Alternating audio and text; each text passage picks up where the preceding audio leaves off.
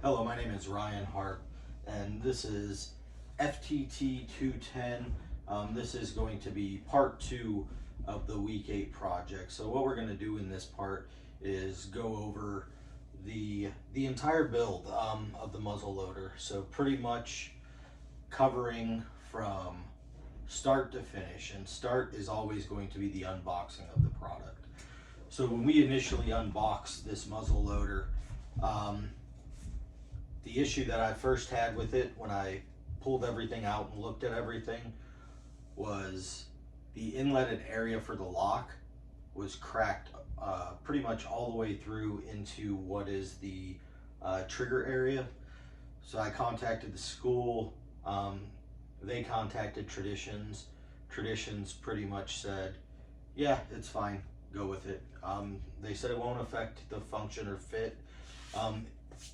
But what it did do is cause some troubles with the inletting process of the lock, which we'll go over when we get to the inletting. So that is going to be after we've unboxed it, set it all up, did a complete inventory of all of our parts. The very next step was to begin inletting the lock.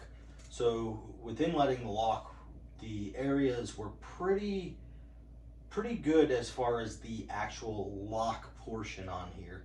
So getting it to fit right in, I think it really took only scraping away maybe 2 or 3 spots where the inletting glue had left a mark. And once I did that, it dropped right in and took very little pressure from the rawhide mallet to get it to seat in there perfectly. So at that point in time, I was like, this is going too easy. This is great. So the next portion of inletting that we came to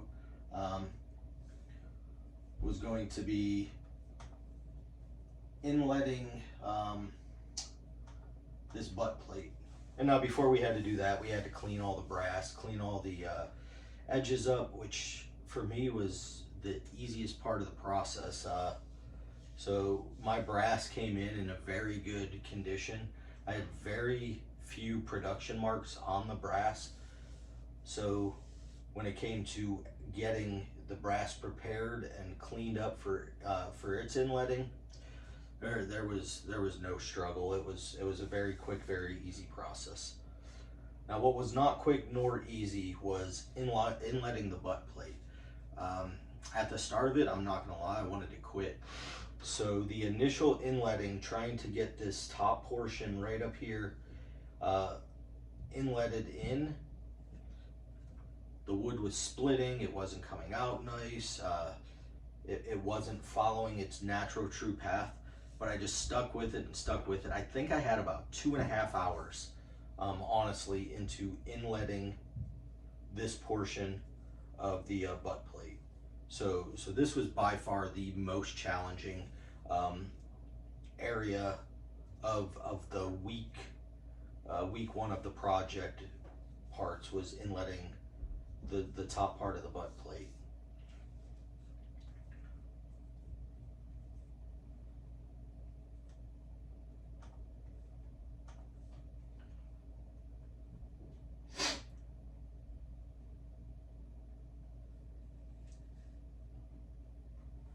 So then the next step was going over and inletting the toe plate. So I underestimated, or overestimated rather, the amount of space that I would need, and now I have a ever so slight, probably 1/16 inch gap at the front of the toe plate right here, where it meets up.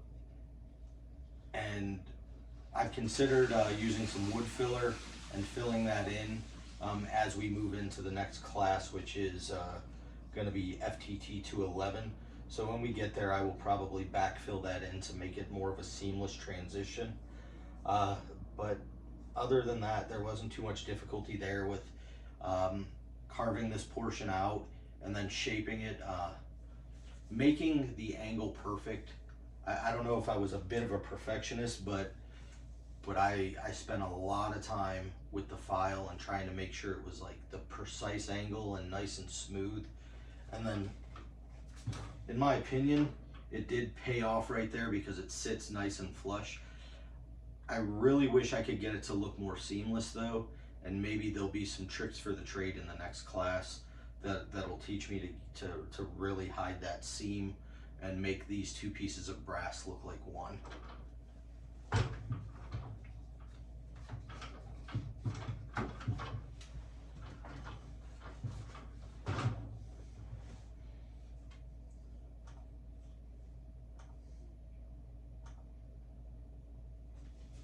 So those steps right there, so inletting the lock, the butt plate, the toe plate, and that brass cleanup, that was all of the week 1 of the muzzle loader assignment completed right there.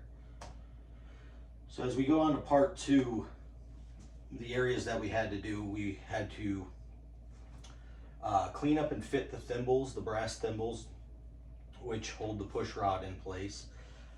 After doing that, we had to install the thimbles and the barrel tenons. The barrel tenon cleanup was probably the most difficult part of this week's project or process, and only because I wanted to make sure I didn't remove too much. So I was taking a little off, trying to fit it, a little off, trying to fit it, a little off, trying to fit it, wanting to make sure that it got in there just a little bit, but then that it would require some force to get in there and hold and stay in place. So when it came to the week 2 of the muzzleloader build process, that was by far the most difficult area that I had ran into. Installing the barrel pins, that was nothing. Every AR, everything that I've built is very similar with the barrel pins. Going from an 80% lower or anything like that, you have to make sure that you install them precisely or you're going to run into issues. So I measured like 2 or 3 times, used calipers, used everything I could to make sure that I hit that right spot. And luckily, first time go. So as soon as I put them in there, they were in the right spot, didn't damage any wood going in. Again, it's one of those things where you're like, this is going too smooth.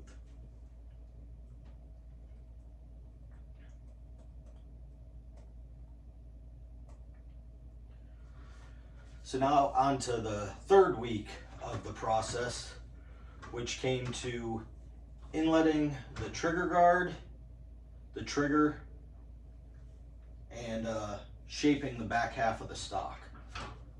So still to this day, I will stick with that the initial inletting of the butt plate is the most difficult part, the area I ran into the most trouble.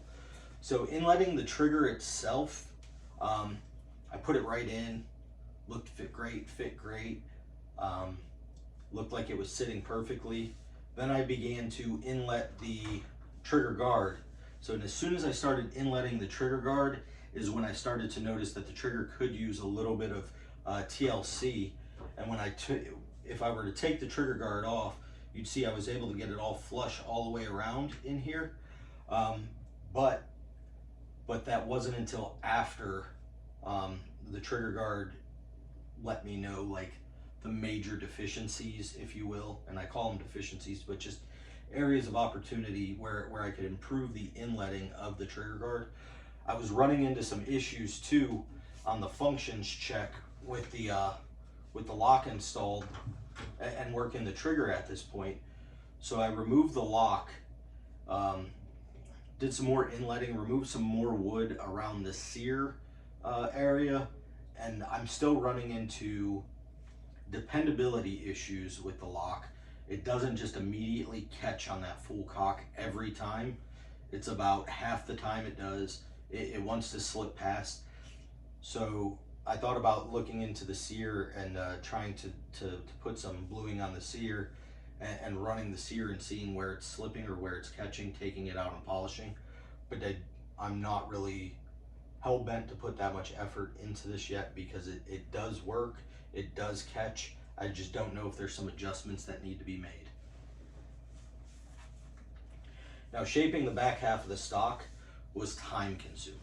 Not difficult, but it was time consuming. And then in the end of it all, I got a shape that I really like. Initially, I was dealing with a little hump that I just could not get rid of right here.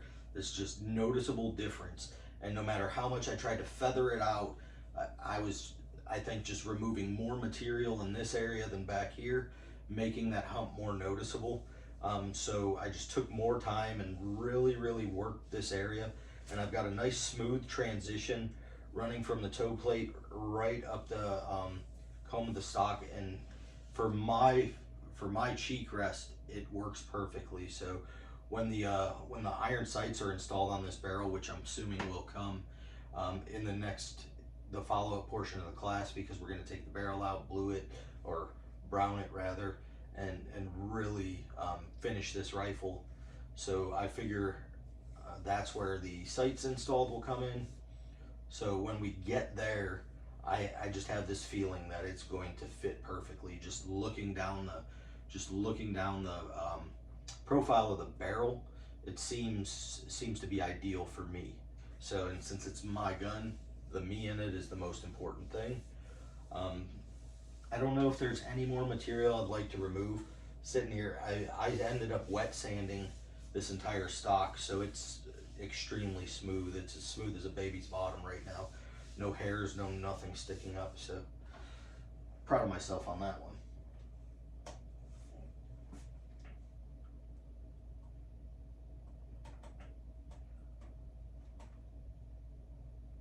So when we get into the final week, the final stretch of the actual build portion of the class, and that's going to be the shaping of the front end. And if we go over here and look at this front end, if you can see it, all I did was bring these two edges to the same profile and just did a slight rounding to make them transition into the end cap a little bit better. I didn't want to remove too much material. We're already very thin in this area anyways, and there's a lot of energy that's going to be leaving this barrel for the test fire. So I didn't want to take too much material off the front end. So for the shaping, I went with a very slight transition. I didn't want to go with anything too extreme. I didn't want to work my way angled all the way up to that nose cap and just have it like angle into the wood. I wanted to leave that clear, defined, distinct difference between the two, but just soften the edge. And that's what I chose to do on that part. So I ended up having to feather, and the area that I had to remove the wood on is the side that's facing the camera, the side of the lock. It was about a 1/4 inch thick where past the nose cap, where the other side was about 1/8 of an inch thick. So I had to remove and feather down a 1/4 of an inch into the stock.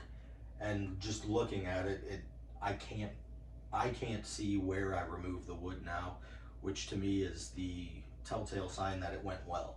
If I can't see where wood is missing from, that means that I blended it and shaped it appropriately to match the profile of the barrel. So everything looks seamless going down both sides of the barrel right now. So after I got done with shaping, my initial sanding I did with some 80 grit sandpaper. I really wanted to get it a nice smooth finish. I wanted to remove a significant amount of the surface material before I moved to 150 grit. So then 150 grit was my next sanding. I sanded everything down, every edge with 150 grit. I used a combination of a sanding block, just paper, and then I even used my palm sander just to make sure that I got it how I wanted it. Then my next step was 220 grit sandpaper. So I sanded the entire thing with 220 grit sandpaper. Then after that, I began to look for any dents or dimples or any damage to the stock. I don't know if the 80 grit sandpaper or sanding process took any of them away. I only had one tiny dent on the opposite side of the lock, which was present. So I just followed the process in the textbook and utilized an iron, and then I didn't have any cotton balls.